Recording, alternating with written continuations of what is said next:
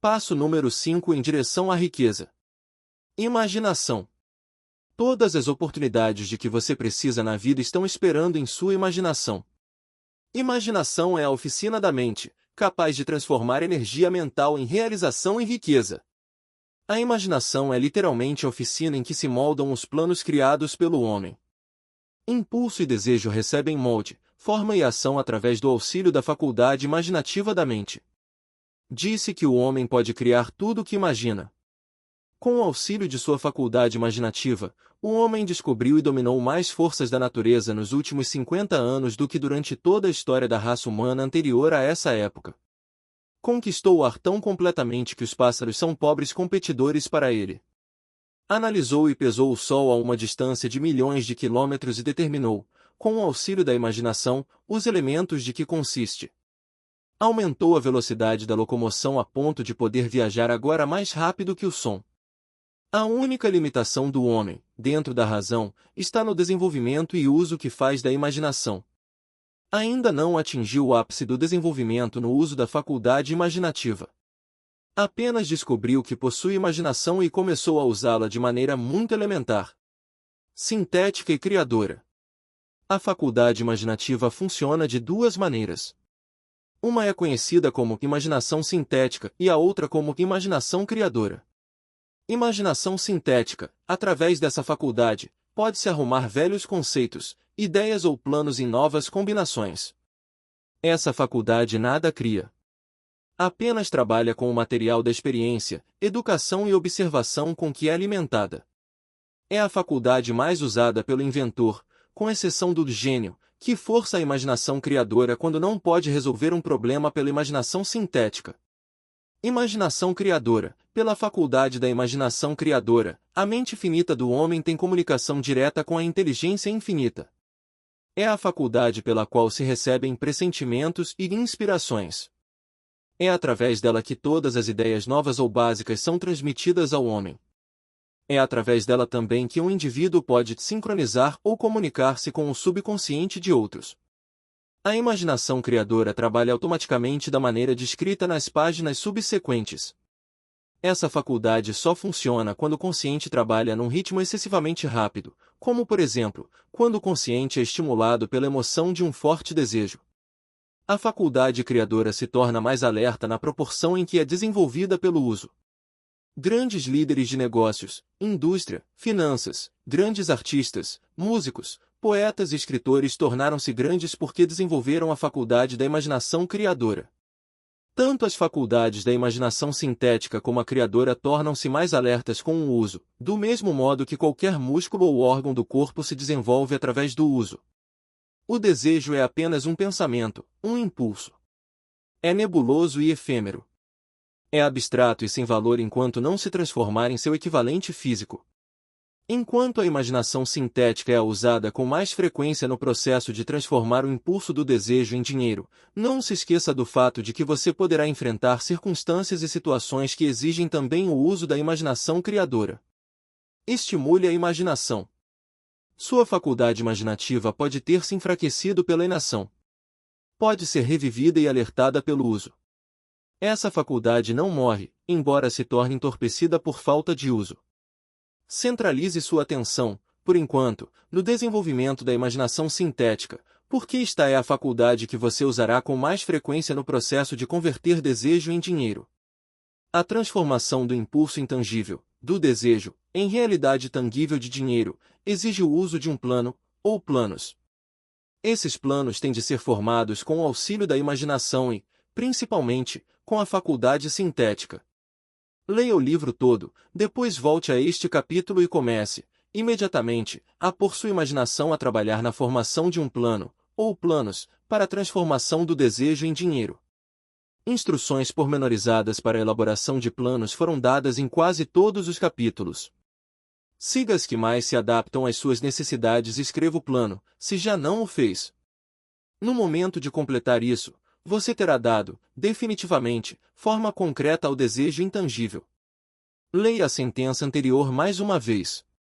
Leia-a em voz alta, bem devagar, e, ao fazê-lo, lembre-se de que, ao escrever a declaração do seu desejo e o plano para sua realização, você terá dado o primeiro de uma série de passos que lhe possibilitarão converter o pensamento em seu equivalente físico.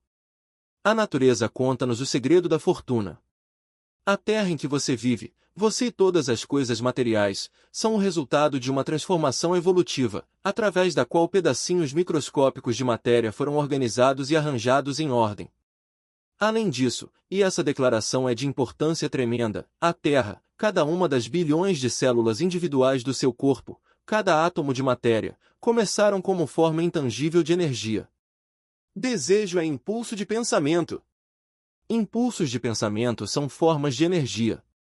Quando você começa com o impulso de pensamento, o desejo de acumular dinheiro, está chamando a seu serviço mesmo o material que a natureza usou ao criar a Terra e todas as formas materiais do universo, inclusive o corpo e cérebro em que funcionam os impulsos de pensamento. Você pode acumular uma fortuna com o auxílio de leis imutáveis. Antes, porém, é preciso familiarizar-se com essas leis e aprender a usá-las. Pela repetição e pela abordagem desses princípios, sob todos os ângulos concebíveis, o autor espera poder revelar-lhe o segredo pelo qual se acumularam todas as grandes fortunas. Por estranho e paradoxal que pareça, o segredo não é segredo. A própria natureza o exibe na Terra em que vivemos, nas estrelas, nos planetas, suspensos dentro do nosso círculo de visão, nos elementos acima e em volta de nós, em cada folha de grama e em cada forma de vida, dentro do nosso panorama. Os princípios que se seguem abrir-lhe um caminho para compreender a imaginação. Assimile o que compreende ao ler esta filosofia pela primeira vez, depois, ao relê-la e estudá-la, descobrirá que algo aconteceu para esclarecê-la e dar-lhe uma compreensão maior do todo. Acima de tudo, não hesite no estudo desses princípios enquanto não tiver lido o livro pelo menos 3 vezes, pois aí não quererá parar. Ideias se transformam em fortunas. Ideias são o ponto de partida de todas as fortunas. Ideias são produtos da imaginação. Examinemos algumas ideias conhecidas que produziram vastas fortunas, com a esperança de que esses exemplos tragam informações definidas concernentes ao método pelo qual a imaginação pode ser usada na acumulação de riquezas. Faltava um ingrediente. Há 50 anos, um velho médico do campo foi à cidade, amarrou o cavalo, entrou silenciosamente numa farmácia e começou a regatear com o jovem caixeiro. Por mais de 1 hora, por trás do balcão de remédios, o velho médico e o caixeiro conversaram em voz baixa. Depois, o médico foi embora. Foi até o carrinho e trouxe um tacho grande e fora de moda e uma grande pá de madeira, usada para mexer o conteúdo do tacho, e depositou-os no fundo da loja. O caixeiro inspecionou o tacho, enfiou a mão no bolso, tirou um punhado de notas e entregou-as ao médico. O punhado de notas continha exatamente $500, toda a economia do caixeiro. O médico estendeu-lhe um pedacinho de papel em que se achava uma fórmula secreta. As palavras nesse pedacinho de papel valiam o resgate de um rei. Mas não para o médico. Aquelas palavras mágicas eram necessárias para fazer o tacho ferver, mas nem o médico nem o jovem caixeiro sabiam que fortunas fabulosas estavam destinadas a sair do tacho. O velho médico ficou contente de vender o conjunto por $500. O caixeiro estava se arriscando bastante ao colocar as economias de toda a vida num simples pedaço de papel e num tacho antigo. Nunca sonhou que esse investimento começaria a inundar o tacho de ouro, que um dia ultrapassaria a milagrosa façanha da lâmpada de Aladim. O que o caixeiro comprou, na realidade, foi uma ideia. O velho tacho, a velha pá de madeira e a mensagem secreta num pedaço de papel foram acidentais. O estranho caso do tacho começou a ter lugar depois que o novo dono misturou às instruções secretas um ingrediente do qual o velho médico nada sabia. Veja se descobre o que o jovem caixeiro acrescentou à mensagem secreta e que fez o velho tacho ficar inundado de ouro. Eis uma história de fatos mais estranhos que a ficção, fatos que começaram em forma de ideia. Vejamos as vastas fortunas em ouro que a ideia produziu. Rendeu e ainda rende vastas fortunas a homens e mulheres do mundo inteiro, que distribuem o conteúdo do tacho a milhões de pessoas. O velho tacho é agora um dos maiores consumidores de açúcar do mundo, dando, assim, emprego a milhares de homens e mulheres que trabalham no cultivo da cana e no refinamento e venda do açúcar. O velho tacho consome, anualmente, milhões de garrafas de vidro, fornecendo emprego a grande número de operários. O velho tacho emprega um exército de funcionários, taquígrafos, copiadores, peritos em propaganda em toda a nação. Trouxe fama e fortuna a dezenas de artistas que criaram quadros magníficos descrevendo o produto.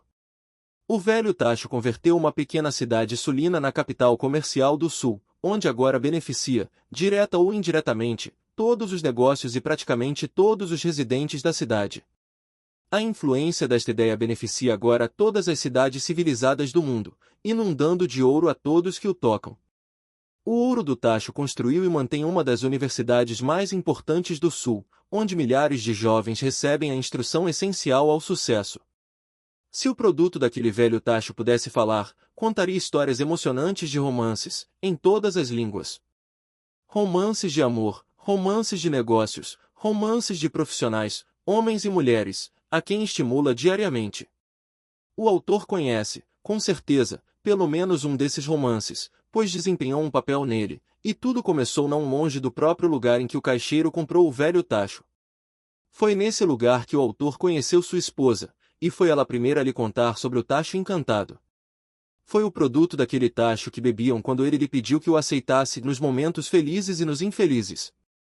Seja você quem for, viva onde viver, seja qual for sua ocupação, lembre-se apenas, no futuro, todas as vezes que vir as palavras Coca-Cola, que seu grande império de riquezas e influência nasceu de uma única ideia e que o misterioso ingrediente que o caixeiro, Asa Candler, misturou à fórmula secreta era imaginação.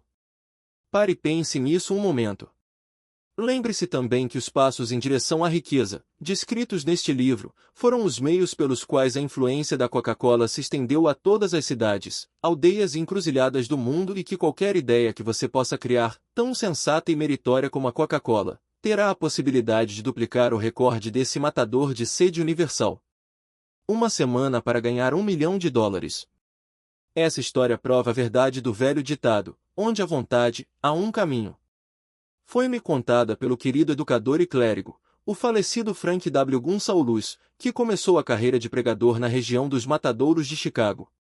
Enquanto o Dr. Gonsalves cursava a faculdade, observou muitos defeitos em nosso sistema educacional, defeitos que acreditava poder corrigir se fosse diretor de um colégio. Resolveu organizar um novo colégio em que aplicaria suas ideias, sem ser tolhido por métodos ortodoxos de educação. Precisava de $1 milhão para realizar o projeto. Onde poderia ele obter tão grande soma de dinheiro? Essa era a pergunta que absorvia os pensamentos do jovem e ambicioso pregador. Contudo, parecia não fazer progresso nenhum.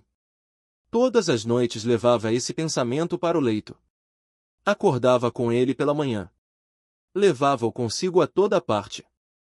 Revirava-o na cabeça, até que se tornou, para ele, obsessão consumidora.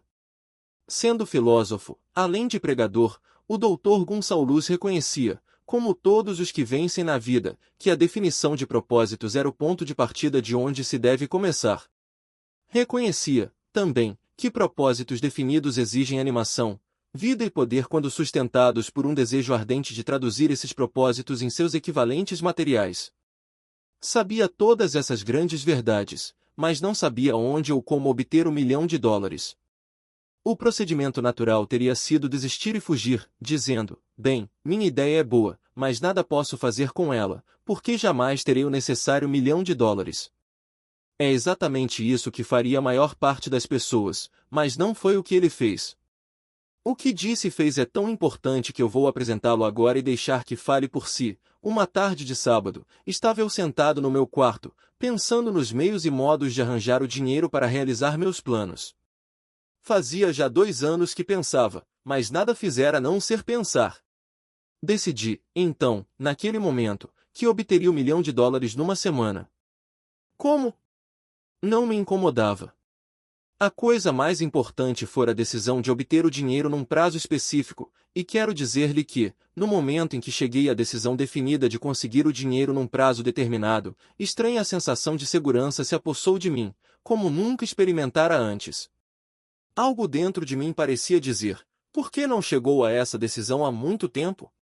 O dinheiro estava à sua espera o tempo todo. As coisas começaram a acontecer depressa. Telefonei aos jornais e anunciei que pregaria um sermão, na manhã seguinte, intitulado O que eu faria se tivesse US$ 1 milhão? Comecei a trabalhar no sermão imediatamente, mas devo dizer-lhe, com franqueza, que a tarefa não era difícil, porque eu já estava preparando o sermão há quase 2 anos. Muito antes da meia-noite terminei de escrever o sermão. Fui deitar e dormi com uma sensação de confiança, pois já me via de posse do US$ 1 milhão. Na manhã seguinte, levantei-me cedo, li o sermão, depois me ajoelhei e pedi que meu sermão chegasse à atenção de alguém que pudesse fornecer o dinheiro necessário. Enquanto orava, senti novamente a sensação de segurança de que o dinheiro viria. Em minha excitação, saí sem o sermão e só descobri o esquecimento no momento de chegar ao púlpito, pronto para lê-lo. Era tarde demais para voltar e trazer as notas. E que bênção não ter podido fazê-lo! Ao invés, meu próprio subconsciente forneceu o material necessário. Quando me levantei para começar o sermão, fechei os olhos e falei de todo o coração e com toda a alma, dos meus sonhos. Não só falei ao auditório, como imagino também ter falado a Deus. Disse o que faria com US$ 1 milhão se a soma me viesse às mãos.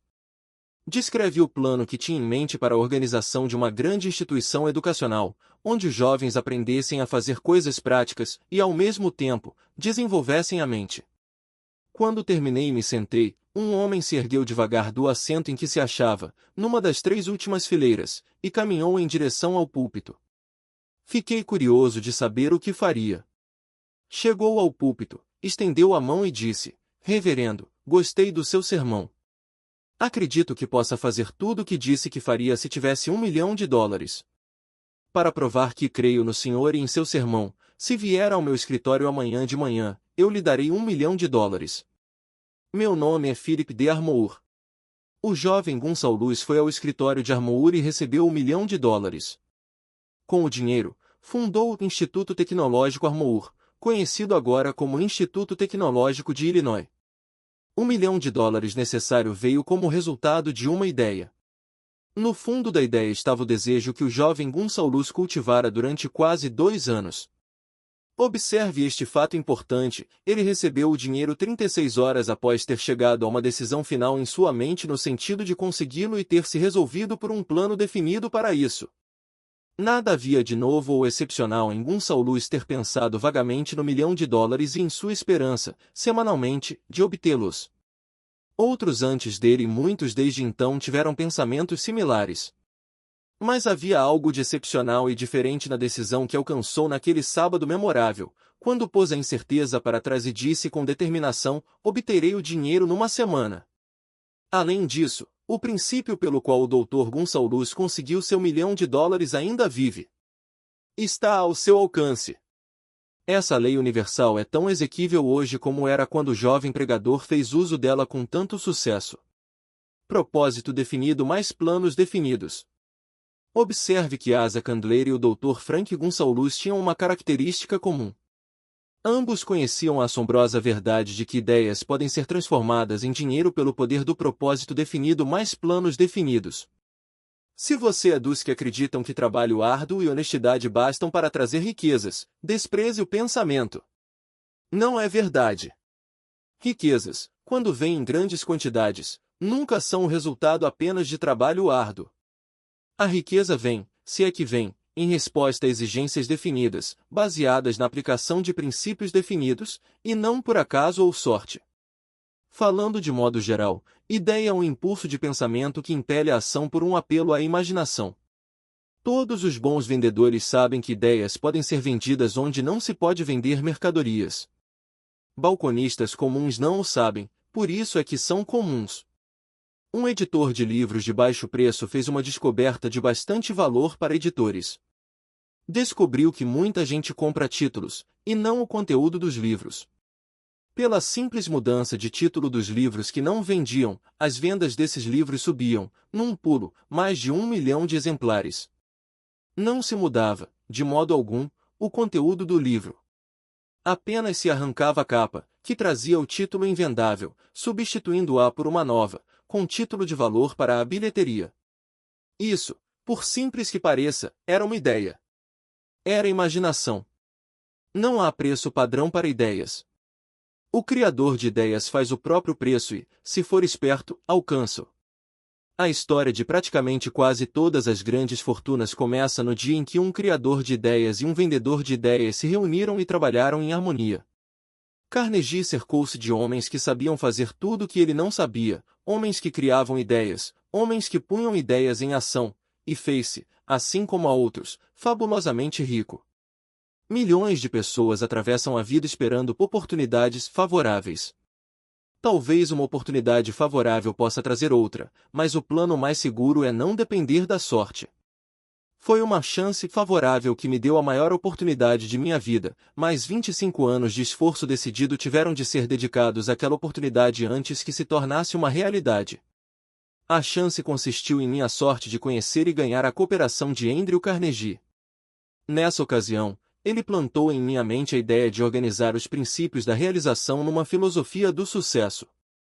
Milhares de pessoas aproveitaram as descobertas feitas em 25 anos de pesquisa, e inúmeras fortunas foram acumuladas com a aplicação da filosofia. O começo foi simples. Foi uma ideia que qualquer um podia ter desenvolvido. A oportunidade favorável chegou através de Carnegie, mas o que dizer da determinação, do propósito definido, do desejo de alcançar o objetivo e do esforço persistente de 25 anos? Não era um desejo comum o que sobreviveu a desapontamentos, desânimos, derrotas temporárias, críticas e o constante lembrete de perda de tempo. Era um desejo ardente. Uma obsessão. Quando a ideia foi plantada pela primeira vez em minha mente por Carnegie, ela foi estimulada, cultivada e tentada a permanecer viva. Aos poucos, a ideia se tornou um gigante em termos de poder próprio e me estimulou, cultivou e dirigiu. Ideias são assim. Primeiro você dá vida, ação e orientação a ideias, depois elas tomam o poder nas mãos e varrem toda a oposição. Ideias são forças intangíveis, mas têm mais poder que os cérebros físicos que as originam. Têm o poder de continuar vivendo depois que o cérebro gerador voltou ao pó. Pontos a fixar. Você pode usar a imaginação sintética e a imaginação criadora e, com prática, fazê-las trabalhar irresistivelmente juntas. Imaginação é o ingrediente que falta em muitos fracassos, o catalisador de muitos sucessos. Asa Candler não inventou a fórmula da Coca-Cola, forneceu a imaginação que transformou a fórmula numa fortuna. Dinheiro ilimitado aguarda se você o deseja em quantias definidas, com um propósito definido, apoiado pela imaginação. Esse princípio garantiu $1 milhão a um clérigo que apenas o pediu. Muitas fortunas esperam ser feitas com uma simples ideia. Veja como você pode ganhar milhares ou milhões, mesmo sem um plano original, encontrando uma nova combinação.